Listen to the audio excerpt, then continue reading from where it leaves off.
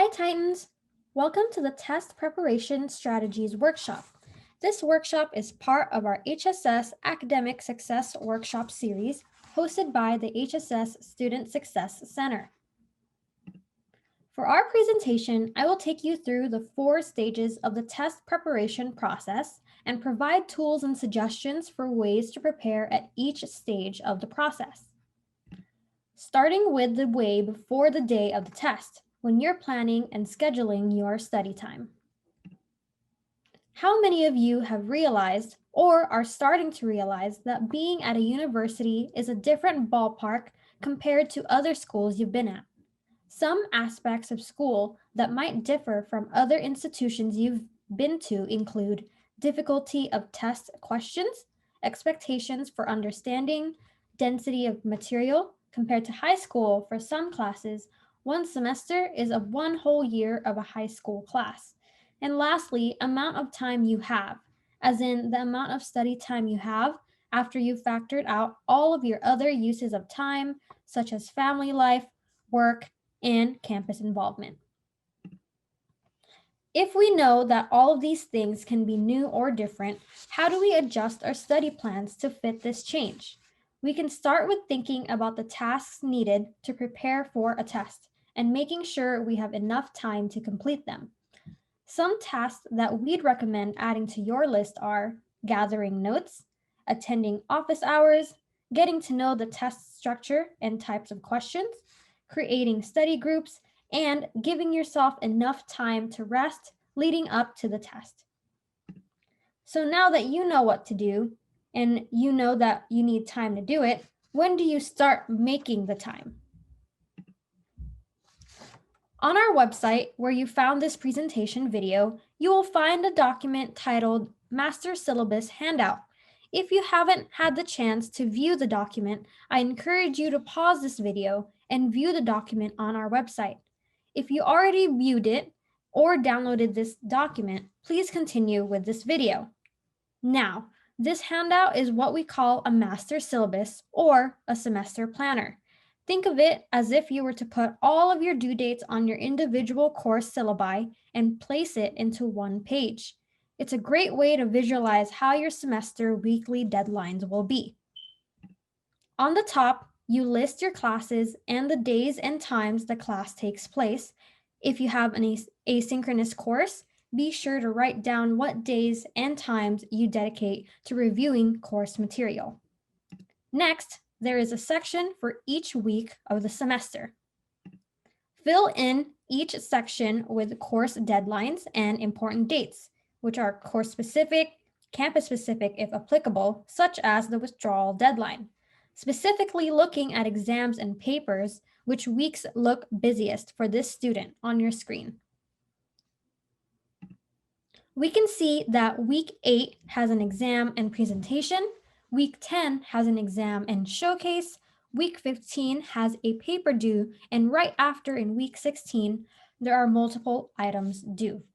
This semester glance through the master syllabus allows the student to know which weeks they may not be able to commit to additional events, meetings, etc. And now that you have a semesterly glance, let's learn how to plan your study time. We suggest 2 strategies to use when planning and scheduling your study time. Strategy 1, begin studying early for tests in challenging classes. For example, if this student finds Geography 110 very easy to understand, they might not require as much time to study for the test. Another example, Psych 101 is one of the hardest undergraduate classes in this college, so studying for psych exams would require more time and effort. Looking at the final, the student can also use the weeks in advance to prepare in advance for their Geography 110 and African American 101 papers to lead to more time to study for Psych 101. Strategy 2 is the amount of time you dedicate to studying should relate to the amount of points each test is worth. For example, all of the Math 120 quizzes are highlighted. This student feels confident in their ability to succeed in Math 120. If each quiz is only worth 5 points each, and quizzes account for a total of 20% of the grade, they might not require as much studying relative to other things that take up more of the grade. Another example is if the African American 101 paper is worth 50% of the student's grade, they should dedicate plenty of time for the paper, even if they find the class to be easy. The next part of the test preparation process is crafting your study environment. Now, when crafting your study environment, what are some things you should consider? You'll want to consider the following: space for materials, comfort, lighting, chargers, temperature, bathroom access, noise level, staying away, and distractions. This means you need to be intentional about your choice of a study environment. For example, some people can study with a small desk. Some people study with all of their study materials sprawled out. Some students can't study if it's too warm, and some students can't study if it's too cold. Some students study with white noise, while some students need complete silence to study. That is why it's important to be intentional about your choice of study environment. Sometimes students will study with their friends, even if their friends' study spots or techniques don't work for them. You have the agency to decide, take ownership of what you need for your own academic success. We have gathered information on a few different study spots for students on campus. Now, a majority of these study spots are currently unavailable due to campus closures, but it's important to keep these spots in mind when we do head back to campus. The HSS Student Success Center is located on the first floor of the Humanities building, and our lounge provides outlets, lounge chairs, movable desks, and a quiet environment. The library has many different study spots for students. If you would like your own study room for yourself or a group, that is an available option for students. The Diversity Initiative Resource Centers are located in the library. These centers can also provide a place to study. And of course, the Starbucks located on the first floor. This is a great study spot for students and also a great place for you to get that afternoon pick me up. If you haven't been to the College of Business lobby, I suggest you check it out once campus fully opens. This lobby provides plenty of seating, great lighting, an outdoor patio located upstairs, and a Starbucks. The TSU is a great location for students and provides many different study locations. Empty classrooms can also be a great place for students who prefer a quiet environment. Not only is it a quiet environment, but it also resembles the testing environment. Do keep in mind that you may need to leave the classroom if a class is starting. There are so many more on campus study spots, so I encourage you to explore all of your options once we can safely return to campus. One on campus location that is available for students this semester is the library. The library is open for in person studying only and open Monday through Friday, 8 a.m. to 4 p.m. The first floor on the north side is the only location open, and students must reserve their spot. The reservation is up to 2 hours, and students can make a reservation through the library's website. Lastly, make sure you create your own personal study environment at home. Have fun creating a space that best suits you. Make sure you free your space of any distraction and that it fits your comfort level. Now that we've learned to set aside time to study and we've thought about the ideal study space for us, we can talk about the ways to actually study for the test or quiz or paper. There are 4 strategies for setting up review. The first one is ask your professor for ways to prepare. If you're wanting to speak with your professor, just know that office hours are specifically for students. You are not bothering your professor by going to office hours or asking questions.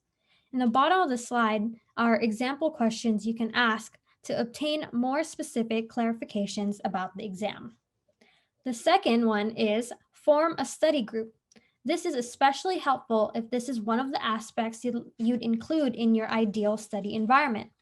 Having connections with classmates can also help answer any questions that you have, and they can hold you accountable for studying. The third is review outlines and table of contents. This provides an overview of the topics that may be covered on the test and how topics relate to each other or differ from each other.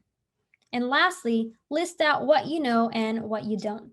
This gives you a starting place. Prioritize learning what you don't know yet. 4 ways to organize the information you need to study are to create timelines for dates, particularly helpful for history classes, as well as shows temporal relationship between events. You can draw diagrams for processes, depict how factors in a situation relate to each other, and an example on the bottom of the slide is how a bill becomes a law. You can create acronyms or mnemonic devices for lists. Remember lists easier by remembering the first letter of each word in the list. And lastly, you can create lists for themes. You can categorize and subcategorize key terms, group based on time, type of event, causes of the event, or other characteristics. An example is types of memory, such as short term, long term, or working memory, and types of anxiety disorders.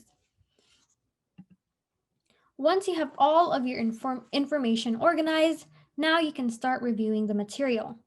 Some strategies to do so include compare and contrast themes, review each vocabulary term, the concept it relates to, and the significance of these concepts, recite information out loud or test your peers, and this is really great for auditory learners.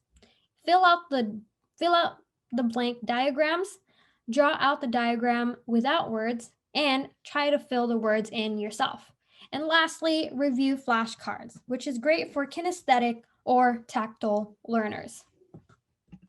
Now that we've scheduled study time and found an ideal study environment and have ways to review the material, it's finally test day. Does it make anyone else feel worried to hear that it's test day? Well, in this section, we'll talk a bit about test anxiety and other ways to use your time productively on the test. First, let's think about this. People think that feeling anxious while taking a test will make them do poorly on the test.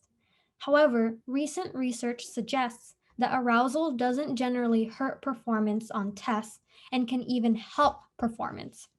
People who feel anxious during a test might actually do better. This means that you shouldn't feel concerned if you do feel anxious while studying for or taking tomorrow's exam. If you find yourself feeling anxious, simply remind yourself that your arousal could be helping you to do well.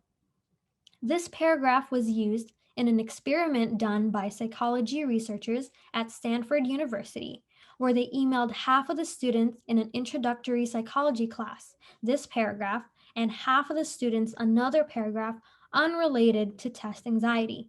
They found that, on average, the students who received the paragraph about test anxiety scored better on the test. This demonstrates to us that it's not worrying about the test that affects our performance, but it's our interpretation of our worry about the test. If we see our worry as normal and helpful instead of destructive, then we might perform better. To address test anxiety, here are some suggestions. Take deep breaths. Inhale 4, hold 4, exhale 6, repeat until you feel calm. Accept your feelings of worry as natural and acceptable feelings. Self acceptance and a mindfulness exercise is you can set a timer for 2 to 5 minutes and allow yourself to worry. When the timer goes off, say a statement of self acceptance to yourself. I feel worried, and that's a natural and acceptable feeling. And set an intention to move forward with your day. You can visualize yourself as a successful, prepared student. And lastly, repeat positive mantras to yourself that affirm your worth and competence. The morning of the test, here are some strategies that will help you perform at your best during the actual test. Regulate your body's needs well before the exam. Know your accommodations if you are receiving any from DSS. Your testing instructions may differ than your classmates. Dress comfortably. There was a study that showed that men who wore their neckties to the subjective point of slightly uncomfortable had less blood flow to certain areas of their brain. And lastly, arrive early. Time to find the testing room, relax, and become familiarized with the testing environment. During the exam, flip through the whole exam. Preview the types of questions and the content that they'll be testing you on. Read the instructions.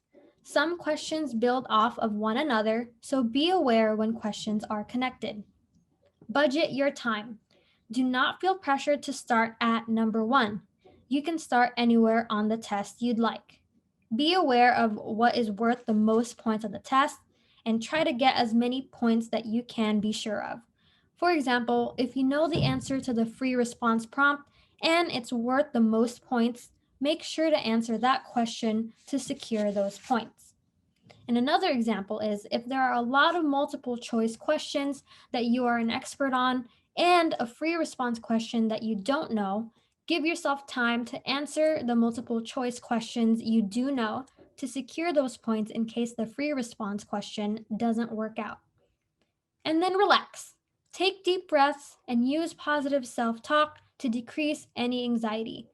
You can say things such as, I am prepared and I know the material. Thank you for watching this presentation. We hope you learned something new today and are able to apply these strategies to your study plan. Be sure to check out our other presentations on time management and learning styles. We wish you the best of luck and we hope you have a great semester.